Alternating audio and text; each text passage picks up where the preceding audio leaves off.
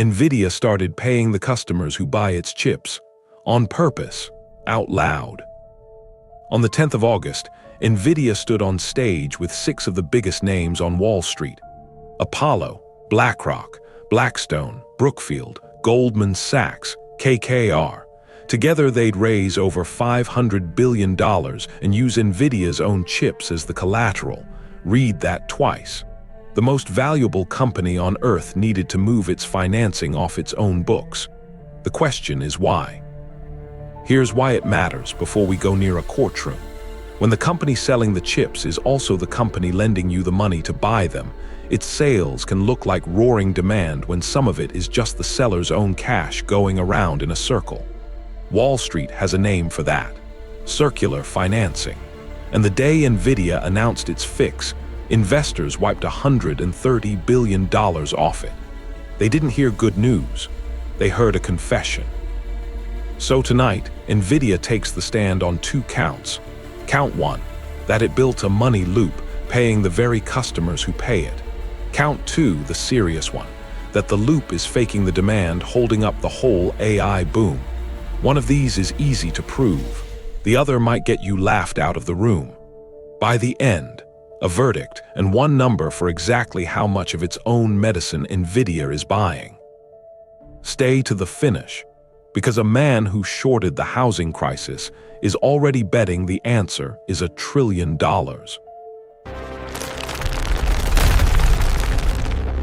Let's make it simple. Imagine a coffee shop that's the only roaster in town.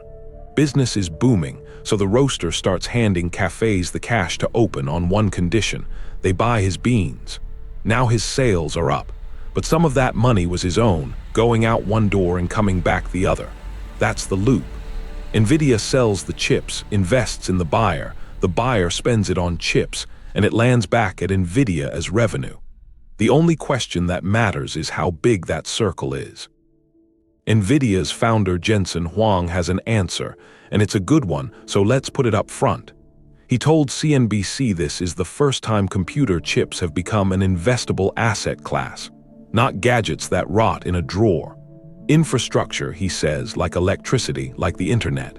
Things you finance for 20 years. Hold on to that because it's the whole defense. Now the prosecution. Witness 1, OpenAI. In September 2025, Nvidia pledged up to $100 billion to the maker of ChatGPT. $100 billion to a company whose main job is to buy Nvidia chips by the acre. Even Nvidia seemed to blink.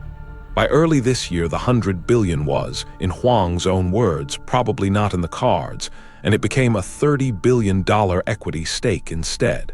Still $30 billion. Into a customer. That's leg 1 of the circle, and it's not the only one. Witness 2, CoreWeave, a cloud company built almost entirely on Nvidia chips.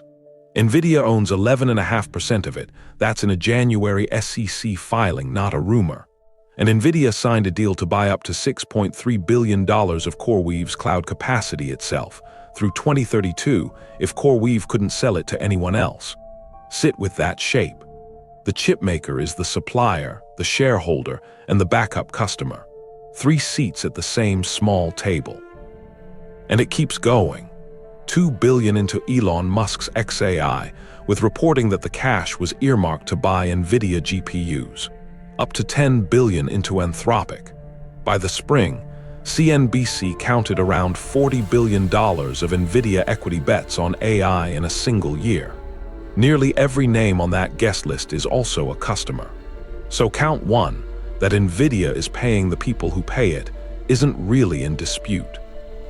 Nvidia just admitted it in the most expensive way possible, by handing the whole arrangement to Wall Street. Count 1 proven in Nvidia's own deals. But count 1 is the easy one. It only matters if it's faking the demand. So now the dangerous question, and the man betting his own money on the answer. Witness 3, Michael Burry, the investor who saw the 2008 housing crash coming and bet against it, the one they made a film about. This year he's betting against Nvidia. He calls the arrangement circular spending to biblical proportions, and he flags more than $1 trillion of what he calls Byzantine financing across the industry.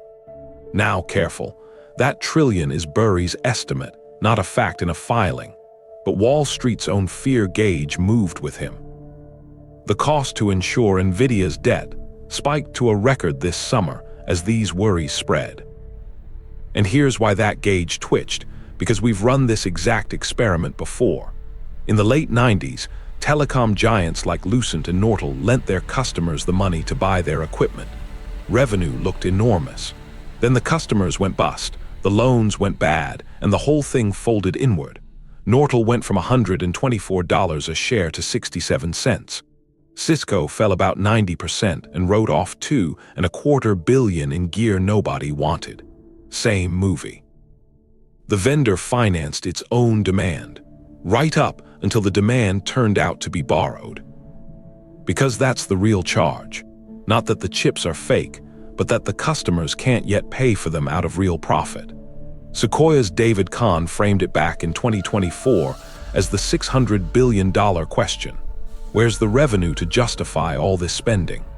A year later, the consultancy Bain put a number on the gap, projecting the industry needs around $2 trillion in new annual revenue by 2030, and is on track to fall roughly $800 billion short. A 2025 study out of MIT found 95% of company AI pilots had made no measurable profit at all. The spending is real.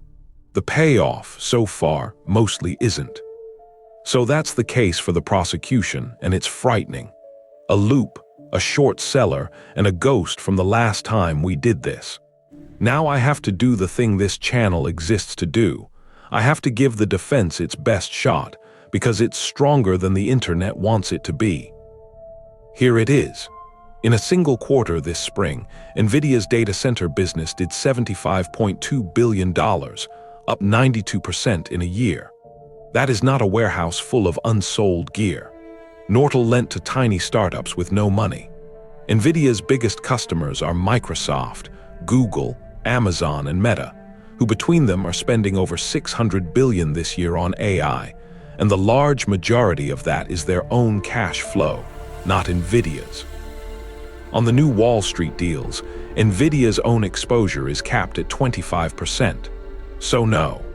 The $40 billion Nvidia put in did not manufacture $600 billion of demand. The circle is real, but it's the small ring inside a much bigger, self-funded wheel. But the defense doesn't get to walk out clean, because Nvidia's own filings hand the prosecution its best line. A year ago, Nvidia's 4 biggest customers were 36% of its revenue. Today they're 61%. 61. The most valuable company in history is balanced on 4 buyers, and it is quietly investing in some of them. That's not a warehouse problem. It's a house of cards problem.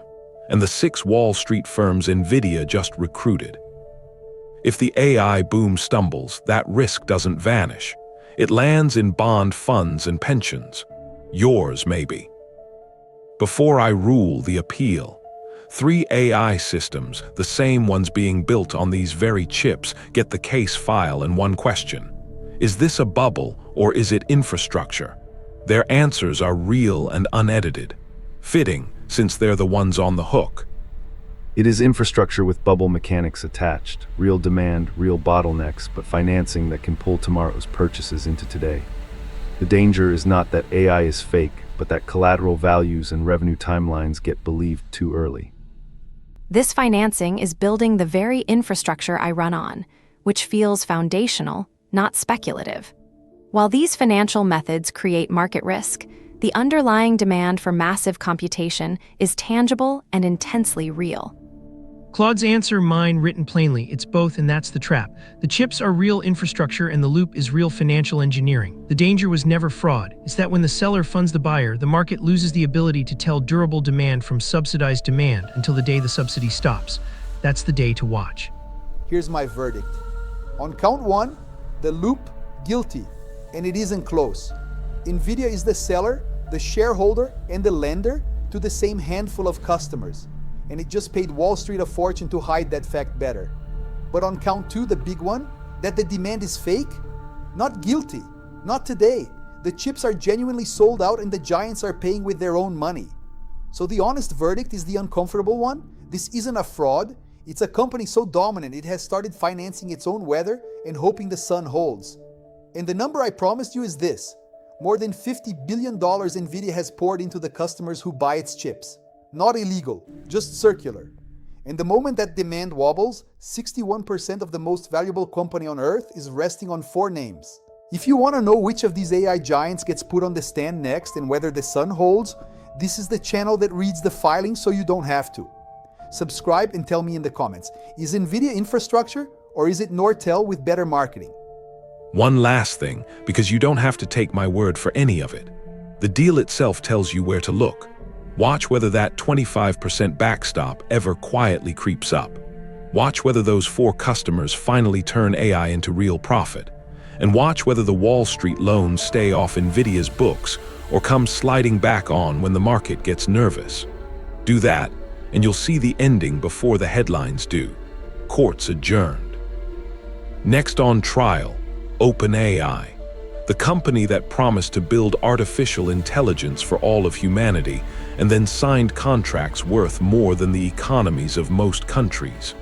Who exactly is paying for that? You might not like the answer.